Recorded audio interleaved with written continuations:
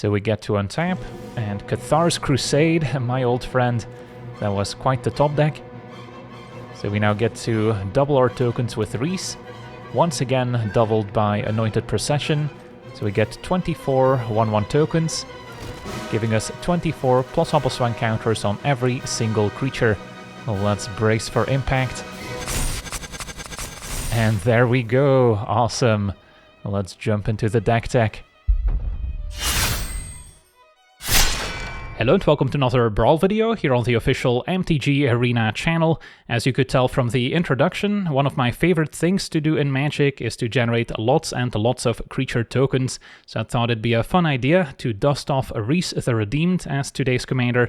A 1 mana 1/1 can pay 3 mana and tap it to make a 1/1 green and white elf warrior creature token, but we're mostly interested in the 6 mana activated ability, where now for each creature token we control, we get to create a token that's a copy of that creature, essentially doubling all the creature tokens we have on the battlefield, and this can get out of hand incredibly quickly, especially if we also have some other token doubling effect on the battlefield, and there's quite a few of those available on Arena nowadays.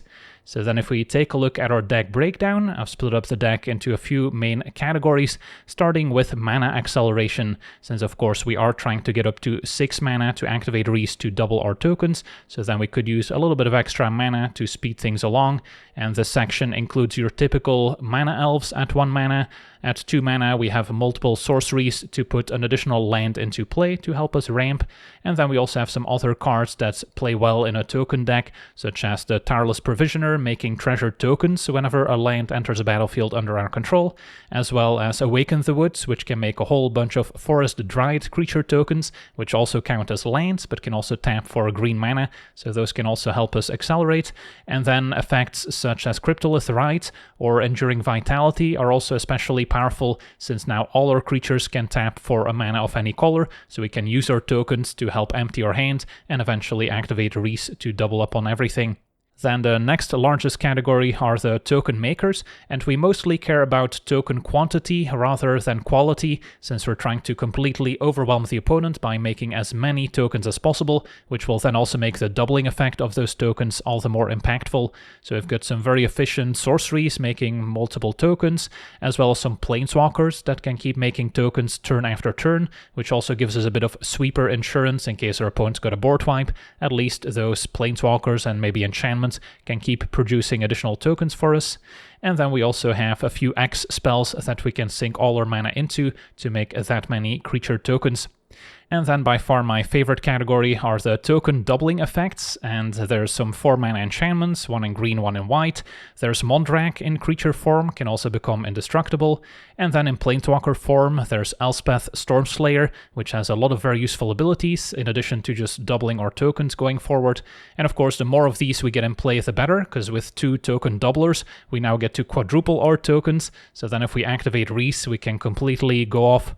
Doubling Season, probably my favorite out of all of these, since it not only doubles tokens, but also doubles counters. So that's both +1 counters, as well as loyalty counters on our planeswalkers. So if we play Planeswalker with Doubling Season out, we can potentially immediately set up a Planeswalker Ultimate, which can also be a lot of fun. And then O'Hare Tack triples our tokens going forward, so that's another very nice one. And then we also have a bit of removal, not a ton of it, but some of these can also double up as planeswalkers that can generate additional tokens, so they do double duty. And then we've got our miscellaneous section, which includes a few card draw enchantments with Caretaker's Talents and Enduring Innocence, for instance, are very nice to repeatedly draw an extra card each turn. Staff of the Storyteller might have flown under their radar, so that's another nice new addition. And then some finishers. Cathar's Crusade is, of course, the massive one you saw in the introduction, can give us a ton of extra +1/+1 counters, and Kin Binding not only makes an extra token each turn, but can also pump up our team. So yeah, that's our deck in a nutshell. The mana base also has some very nice utility lands, multiple ways to generate additional tokens there too, so those are also very nice to have access to. Otherwise, you can check out the deck list in the description to have a closer look. But for now, let's jump into some games and see how the deck does. Okay, we're on the play, facing Marilyn, so a Sultai, Elves and Fairies deck. What do we think of our hand? It's maybe a bit top heavy with Elspeth and March. Could use some cheaper acceleration.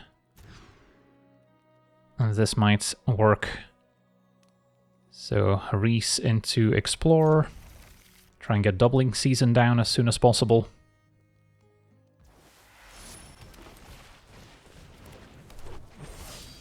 And then Battle for Bretagard. It's going to be more effective if we already have some other tokens in play. So this turn Explore. And hit you for 1.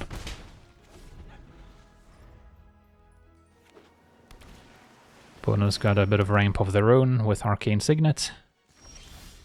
And now Awaken the Woods is going to get the nod over Wedding Announcement. Can play it for X equals 2. Make a pair of Forest Dryad tokens, which also count as lanes. So next turn I can cast my Doubling Season. Opponent's got Nissa, which will immediately make an extra mana. Potentially play another elf. They're gonna bounce Rhys. That's acceptable. Won't be too difficult to redeploy. Provisioner would have been nice if we cast the dry tokens afterwards, because it also would have triggered landfall. And now I think I'm still leaning Doubling Season plus Rhys. And then especially with the land, we could make a lot of treasure next turn. Could also activate Rhys to double our tokens right away. Opponent found a Cryptolitherite. A bit redundant when it comes to our Forest Dryads, but still very nice if you've got a bunch of tokens in play. And we'll take 3. Alright, perfect. So we'll play Provisioner, keeping white mana available is fine. Make 2 treasures now. And then I like Wedding Announcement. And then I could still play Battle for Bretagard.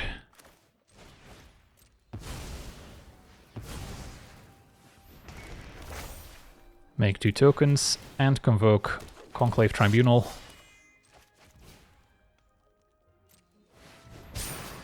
And at this point, go for Maryland probably, make them recast it, although they can do so pretty easily for 7. No, let's still go for Maryland.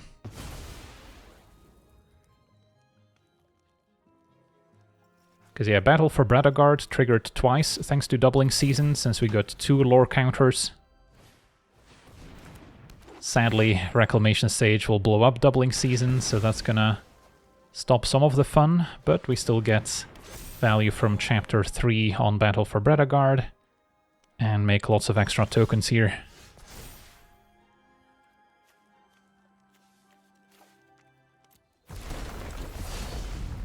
And now we actually do get Forest Dryad triggering Landfall and Provisioner, and we can activate Rhys. Can even play Halfling as well. And then there's probably no downside to doing this now. And get even more tokens. Imagine if we also had Doubling Season out. Can maybe diversify, make some food in case we get hungry. Alright, and then no real need to attack. Wedding Announcement will now also transform. So team gets +1/+1. And then we should be close to setting up an all-out attack here. As long as our opponent doesn't find some sort of board wipe. And Maryland's back. Can pay the 1 from Visionary to draw a card. Opponent decides not to. They hit lands and Pest Infestation. Can be another answer to artifacts and enchantments. And a green sense for 3. Okay, what is this? So they can tutor up a creature, mana value 3 or less, has to be green. And Chomping Changeling can destroy the Wedding Festivity. So that'll take out another enchantment. Opponent even found Parallel Lives now, which they can cast to double their tokens. So I'm a bit jealous, but I think we'll still be fine here. Can first make a wall and then double all our tokens. And yeah, especially with all the extra treasures and food, there's no risk of dying. And then next turn we should have an all-out attack for lethal. Sweet, on to the next one. Okay, we're on the draw, facing Sin, Spira's Punishment. So most likely a Reanimator style of deck. My hand's got potential here, lots of early mana acceleration, but then also a nice curve topper to go with it. And then we'll probably find a spot in our curve to deploy Rhys, maybe even on turn 2. Or we can go for Enduring Vitality first. Twitching Doll from our opponents can also help them ramp. I'll play the Enduring Vitality. And then next turn we can Farseek, play Rhys. Or we could immediately deploy the Kin Binding. Right, opponent's not messing around here with Rusko making a Midnight Clock. Yeah, maybe while the coast seems clear, we can play the Kin Binding, which with the Vitality still counts as making extra mana. On the off chance that our opponent wanted to trade, I did not attack first with Vigilance, but it was an option. So now if I Battle Screech, maybe even flash it back, we can deal a lot of damage with the Kin Binding triggers. Opponent will have a Vorinclex to get in the way. Searches up 2 forests.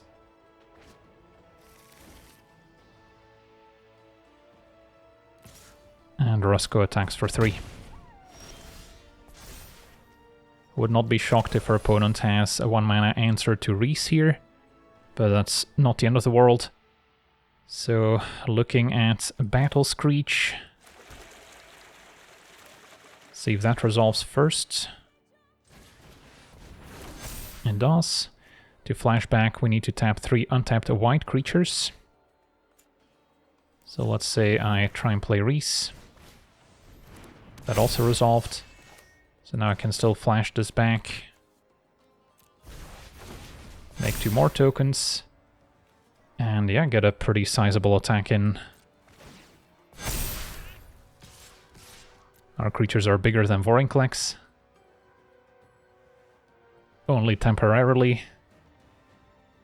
But yeah, with Awaken the Woods next turn, we can still massively pump our team, including our flyers.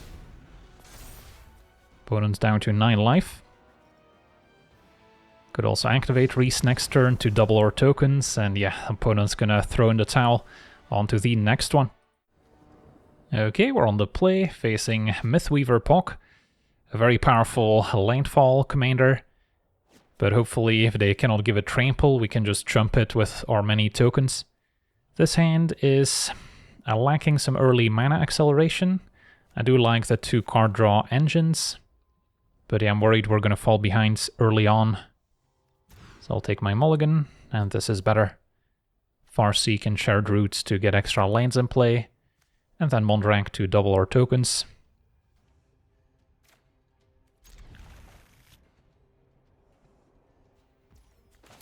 Start with our commander.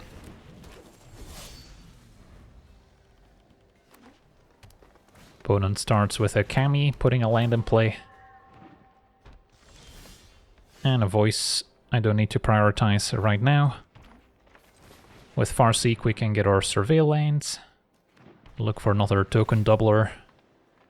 Prismatic Vista can go. And I will not trade for the Kami.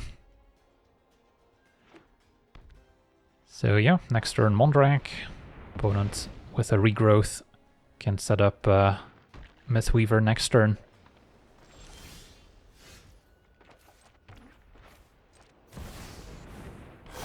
And then, at the very least, we can activate Rhys next turn to make 2 1/1 tokens.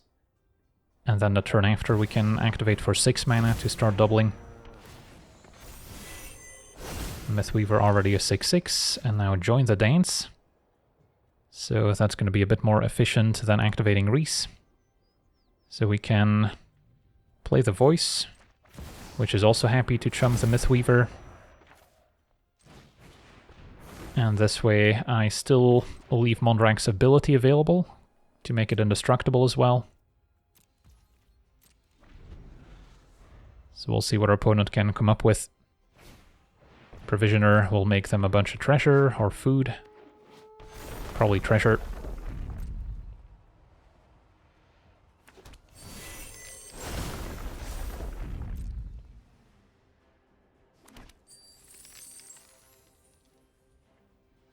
Mythweaver does not attack.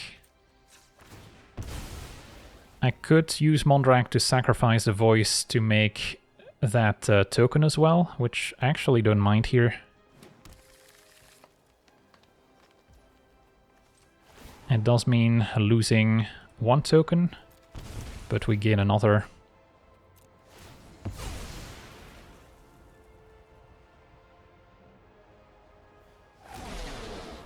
In fact, we gain 2 elemental tokens. So yeah, now I'll activate Rhys, while the coast seems clear.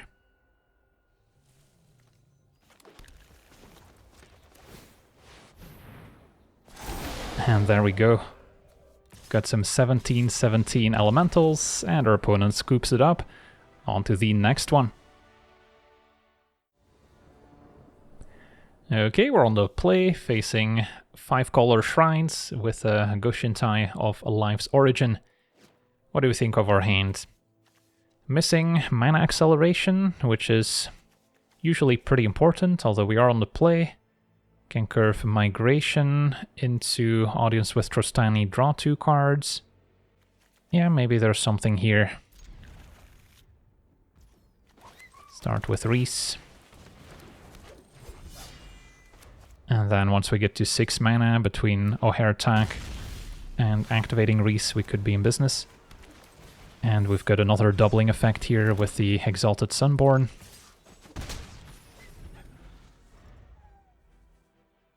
Could technically activate Rhys first to make an Elf Warrior, and then Audience will draw 3 as opposed to 2. We'll see what our next draw step brings to the table. Well, now with Anointed Procession, I'm definitely fine just playing the Audience now. Draw 2, hit our land drops.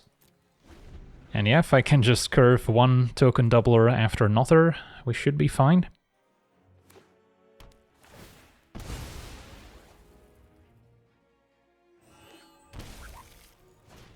It's gonna be a Satyr Enchanter, so the opponent can draw additional cards when casting enchantments. Now it's gonna be a while before I'm actually gonna make any tokens, but we'll see here. Opponent can cast their commander, which makes a shrine token. Never mind. Opponent's gonna exile our Procession with Buried in the Garden. That's too bad. So no token doubling yet. Castle Ardenvale can eventually be activated. This turn I could also warp the Sunborn, play the Announcement. Or I can just cast it and have it in play going forward. Yeah, that seems a little bit better to me. Although getting the Announcement going may be still worth it with O'Hare attack coming down next turn. So we can triple those tokens right away. So I changed my mind. And then I do not want to attack since I definitely want to get a token from the Announcements. So yeah, next turn we'll get 3 human tokens. And then turn after I can activate Rhys.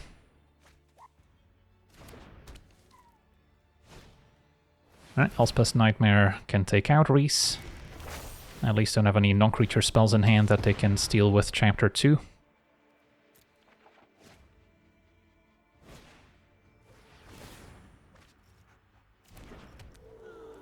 So I guess I'll have the time to play the Sunborn before we activate Rhys again.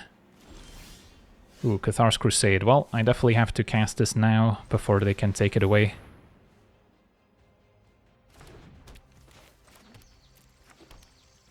And then get a token end of turn, +1 counter on all our creatures.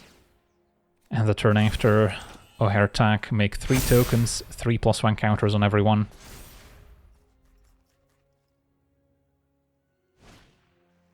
Unfortunately, Elspeth Conquers Death We'll exile the Crusade here, so we don't get to have our fun.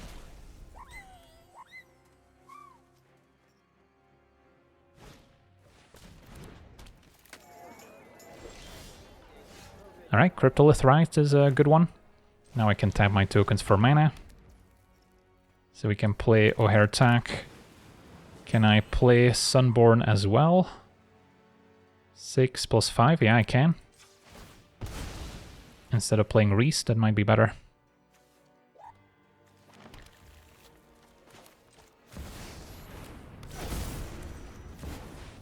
So now I get 1 token times 3 times 2 means 6.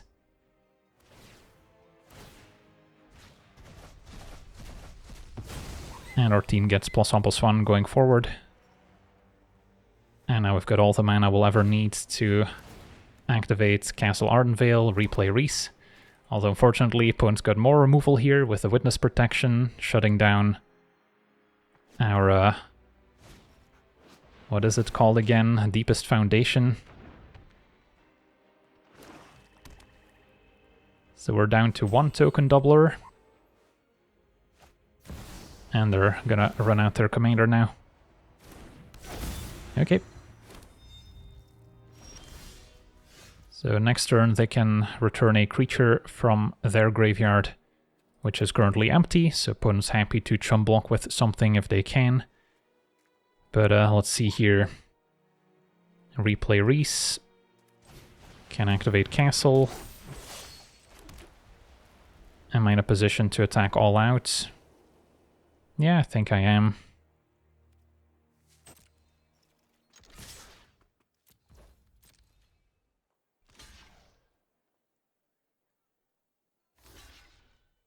We're gonna lose a few good men along the way.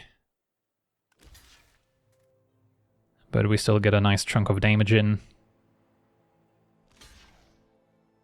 Our opponent's forced to make some actual blocks. So damage happens.